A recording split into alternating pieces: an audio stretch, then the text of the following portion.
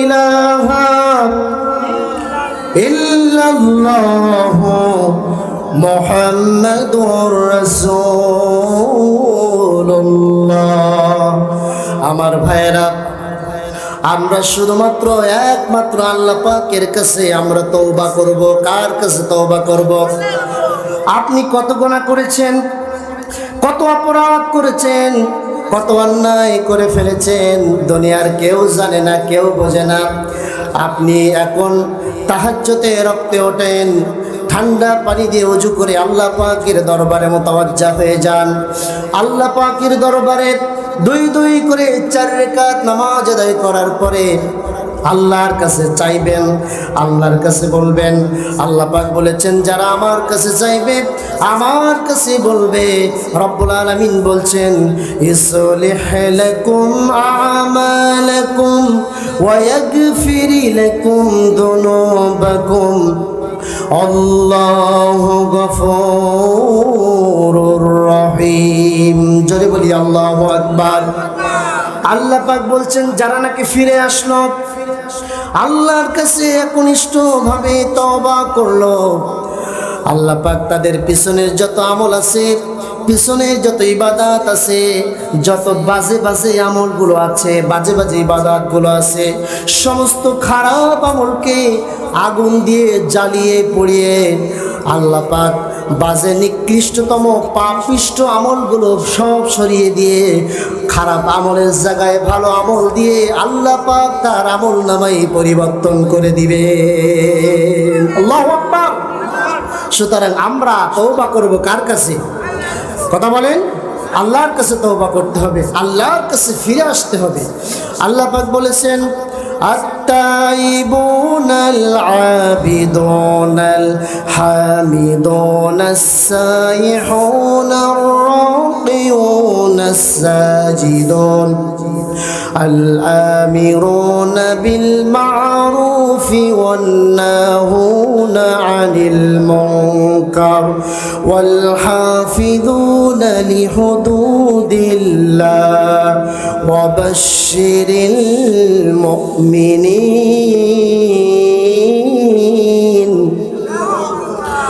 আত-তাইবুন, যারা নাকি বারবার আল্লাহ পাকের দিকে তওবা করবে। আইবুন, যারা নাকি ফিরে আসবে। হামিদুন, যারা নাকি আল্লাহর প্রশংসা করবে, আল্লাহর পবিত্রতা বর্ণনা করবে, আল্লাহ পাক তাদের উপরে আল্লাহর রহমত বর্ষিত করে দিবেন। সুবহানাল্লাহ। আর তাইবুন, বারবার তওবা করতে রাজি আছেন তো? বিশ্বনবী দৈনিক 100 বারেরও বেশি তওবা করতেন। কতবার? 100 বারেরও বেশি তওবা করতেন। সিজদায় যখন যেতেন, সারা রাত বিশ্বনবী নামাজে দাঁড়িয়ে যেতেন, সিজদা করতেন, আল্লাহর কৃতজ্ঞতা আদায় করতেন। আম্মা জান হযরতে মা আয়েশা রাদিয়াল্লাহু আনহা, তিনি বিশ্ব নবীকে বলতেন, ইয়া রাসূলুল্লাহ, ইয়া হাবিবাল্লাহ, আপনার জীবনের আগের গুনাহ, জীবনের পরের গুনাহ সব আল্লাহ মাফ করে দিয়েছেন, তারপরে এত আপনি নামাজ আদায় করেন, এত আপনি কৃতজ্ঞতা বর্ণনা করেন, এত সিজদা কেন দেন? বিশ্বনবী বললেন, আয়েশা শোনো, আল্লাহ পাক আমার আগের গুনাহ পরের গুনাহ সব গুনাহ মাফ করে দিয়েছেন, কিন্তু আল্লাহ পাক আমার জীবনটা এত বেশি নাজ নিয়ামত দিলেন, এত বেশি আমার জীবনটা সুগময় দিয়ে ভরিয়ে দিলেন, আমি আমার রবের জিকির কি করব না? আমি আমার আল্লাহর প্রশংসা পবিত্রতা বর্ণনা কি করব না? আল্লাহু আকবার। সুতরাং আমাদের জীবনকে শান্তি দিয়ে সুখ দিয়ে ভরিয়েছেন কে? জোরে বলেন কে? আমরা তওবা করব কার কাছে? বিশ্বনবীর জামানায় একজন মহিলা, তিনি জিনা করে ফেলেছেন। তিনি বিবাহিত মহিলা ছিলেন। তিনি চিন্তা করলেন, এখন যদি জিনাকারী হিসেবে আল্লাহ পাকের দরবারে আমি উঠে যাই, তাহলে আমার অবস্থাটা কি হবে? কিয়ামতের দিন আমার শাস্তি কঠিন ভয়াবহ শাস্তি হবে। সুতরাং আমি জিনার শাস্তি দুনিয়া থেকে পেতে চাই। জিনার শাস্তি যদি আমার দুনিয়া থেকে হয়ে যায়, তাহলে আমার কোনো চিন্তা নাই, আমার কোনো টেনশন নাই। আল্লাহু আকবার। ওই মহিলা রসুলের দরবারে আসলেন, বললেন ইয়া রাসূলুল্লাহ, ইয়া হাবিবাল্লাহি, আমি জেনা করে ফেলেছি। নবীজি বললেন না, তুমি জেনা করো নাই। মহিলা বললেন ইয়া রাসূলুল্লাহ, আপনি আমার জেনার শাস্তি দিতে চাচ্ছেন না বলে আপনি এ কথা বলছেন, কিন্তু আমি সত্যি বলছি আমি জেনা করে ফেলেছি। নবীজি বললেন সত্যি কি তুমি জেনা করেছো নাকি? ওই মহিলা বললেন ইয়া রাসূলুল্লাহ, সত্যি বলছি আমি জেনা করে ফেলেছি। আমি জেনার শাস্তিটা দুনিয়া থেকে পেতে চাই, আপনি আমার জেনার শাস্তি আপনার নিজ হাত দিয়ে দেন। আল্লাহু আকবার। আল্লাহ রসুল বললেন, মহিলা বুঝলাম তুমি জেনা করে ফেলেছ, অপরাধ করে ফেলেছ। তোমার পেটে কোনো সন্তান এসেছে নাকি? তুমি কি গর্ভবতী হয়েছ নাকি? ওই মহিলা বললেন ইয়া রাসূলুল্লাহ, আমি জেনা করার কারণে গর্ভবতী হয়েছি, আমার পেটে একটা বাচ্চা এসেছে, একটা সন্তান এসেছে। নবীজি বললেন, মহিলা তুমি অপরাধ করতে পারো, কিন্তু তোমার পেটের সন্তান তো কোনো অপরাধ করে নাই, কোনো অন্যায় করে নাই, সুতরাং শরীয়তের বিধানটা তোমার উপরে জারি করা যাবে না। সন্তান ভূমিষ্ঠ হওয়ার পরে, সন্তান ডেলিভারি হয়ে যাওয়ার পরে তুমি আমার দরবারে আবার আসবে, তখন তোমার শাস্তি কার্যকারিত করা হবে, জিনার শাস্তি প্রদান করা হবে। আল্লাহু আকবার। ওই মহিলা এবার বাড়িতে চলে গেলেন।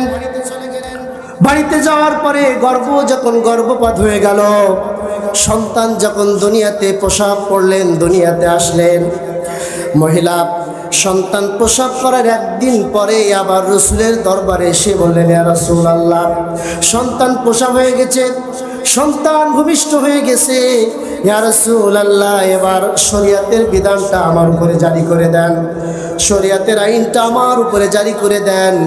নবীজি বললেন, মহিলা তুমি অপরাধ করেছো, তুমি জেনা করেছো, কিন্তু তোমার সন্তান তো কোনো অপরাধ করে নাই, কোনো অন্যায় করে নাই, এখনো শিশু, নবজাতক শিশু, ছোট বাচ্চা, সুতরাং এখন তোমার উপরে শরীয়তের বিধানটা জারি করা যাবে না, শরীয়তের আইনটা কার্যকারিতা করা যাবে না।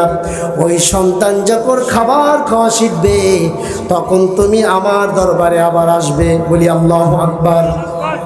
মহিলা বললেন ইয়া রাসূলুল্লাহ, আমি যদি বেঁচে না থাকি তাহলে কি হবে? নবীজি বললেন, তুমি বেঁচে থাকবে কিনা এই গ্যারান্টি আমি দিতে পারবো না, কিন্তু আমি আল্লাহর কাছে দোয়া করি রব্বুল আলামিন তোমার বাঁচিয়ে রাখুক, তোমার হায়াত দান করে দিক। আল্লাহু আকবার। মহিলা বাড়িতে চলে গেলেন, সন্তানকে বুকের দুধ খাওয়ানোর পাশাপাশি শুকনো খাবারগুলো খাওয়ালেন। খাবার খাওয়া যখন সন্তান শিখে গেল, যখন একটু বড় হয়ে গিয়েছে, সন্তানকে বুকে ধারণ করে রসুলের দরবারে আবার আসলেন।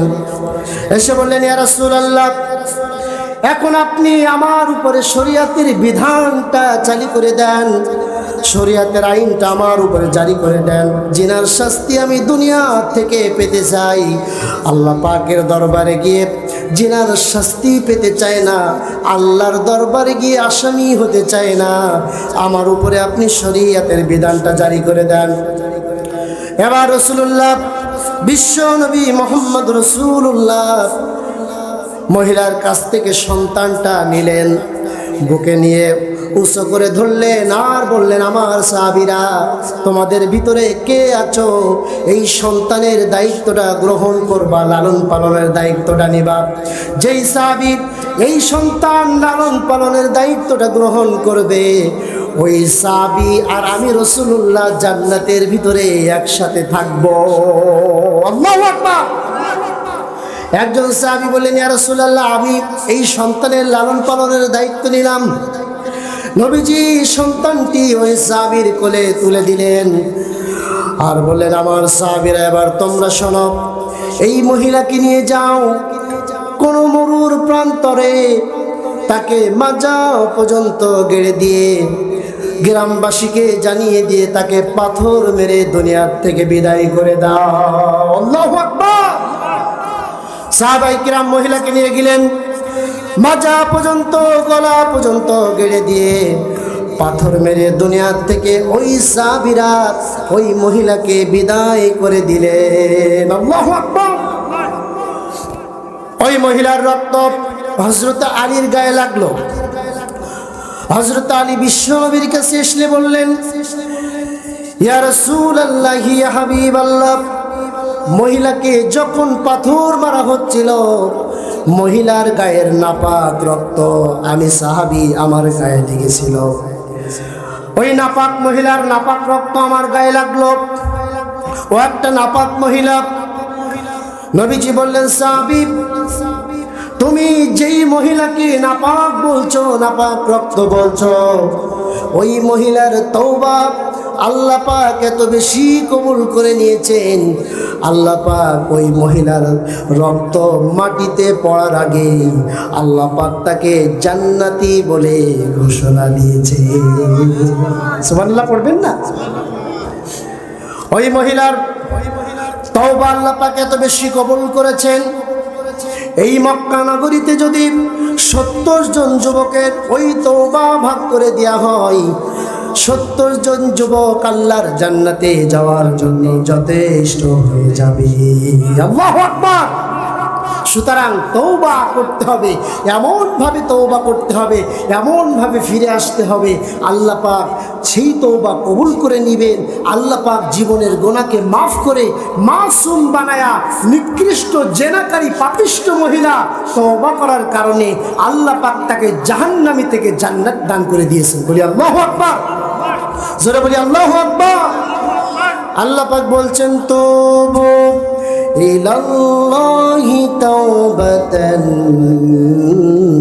নাসুহা।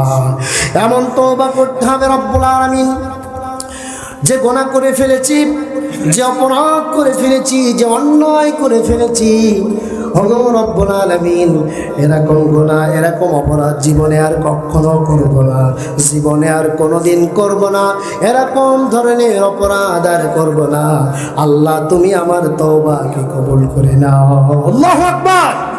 সুতরাং আমরা যদি আমাদের জীবনের সমস্ত গুনাহকে মাফ করতে চাই, তাহলে একনিষ্ঠ তওবার দরকার আছে না নেই?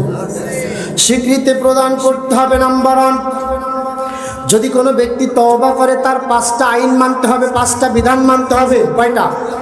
নাম্বার 1, আল্লাহর উপরে একনিষ্ঠভাবে বিশ্বাস থাকা লাগবে।